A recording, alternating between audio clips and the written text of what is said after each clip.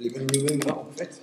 Bon, Le même jus de raisin, et Emmanuel, vinifié dans 3 fûts différents. ça tourne. Hein. Donc, nous allons déguster avec Pierre le même jus de raisin en fait, Le même jus de raisin. dans plusieurs barriques différentes pour faire comprendre que chaque barrique a son identité et que le vin forcément en diffère. Donc en fin de compte, on va déguster le premier jus de raisin.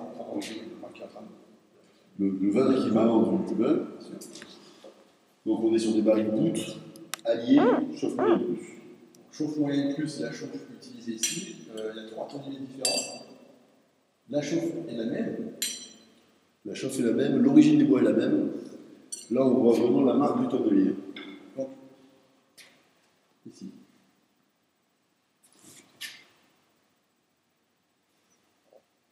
Le couleur légèrement trouble, c'est complètement normal, hein, parce qu'on est sur un 20 hectares. On est sur lit, et en plus on bâtonne. On veille à être trouble. C'est vrai que l'empreinte du bois est très bien présente. Oui.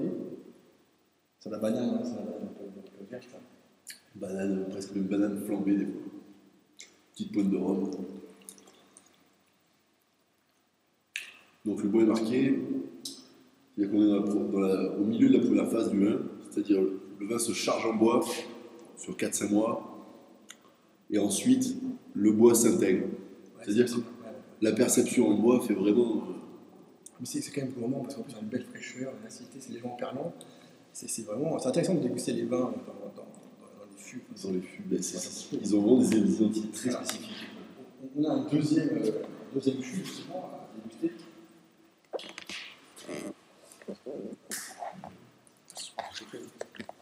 Donc ici, raconte-nous un petit peu celui-ci. Donc là, on est sur la tonnellerie Radou. Radou, tonnelier bourguignon. Des bois un petit peu plus serrés, qui devraient nous donner des vins un petit peu moins exubérants, mais quand même un petit peu plus de matière, des vins un petit peu plus solides, plus de garde peut-être. Ouais, c'est vrai que c'est gras, hein, tout de suite, hein, c'est plus rond.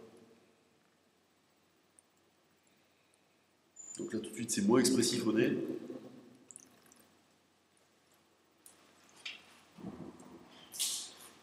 C'est un peu plus serré, justement, c'est un peu plus dur.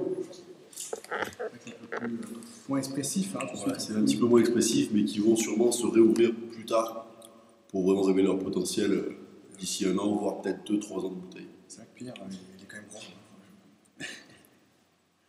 Donc, non, c'est vrai que c'est très bon ça. Ouais.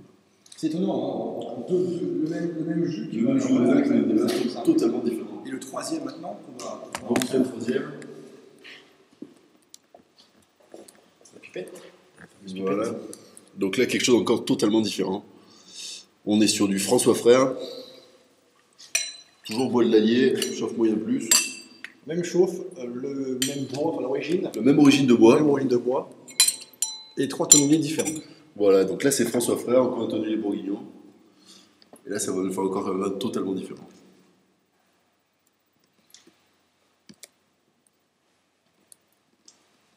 Ouais, plus incisif ici quand même. Voilà, là on est sur un nez très fermé, quasiment inexpressif. Et en bouche, il y a une fraîcheur qui est présente. Un peu plus triqué, mais vraiment une belle fraîcheur. C'est vraiment différent, on peut le dire, sur les trois. Donc c'est-à-dire que vous imaginez bien le rôle en fait du maître de chai, c'est de pouvoir essayer de combiner un petit peu ces différentes personnalités, Voilà. des petits assemblages en fait, pour arriver à un résultat. Pour prendre le maximum de complexité avec l'équilibre souhaité. Donc forcément tous les ans, quelque part, il y a toujours une part d'expérimentation et après une part de synthèse de l'expérimentation derrière. C'est vraiment un travail passionnant que tu fais. Ah, ça, le travail des bois, c'est vraiment le truc le plus sympathique qui est, je pense. Parfait. En tout cas, merci pour cet éclairage, vraiment important. Pierre. Avec plaisir. Merci.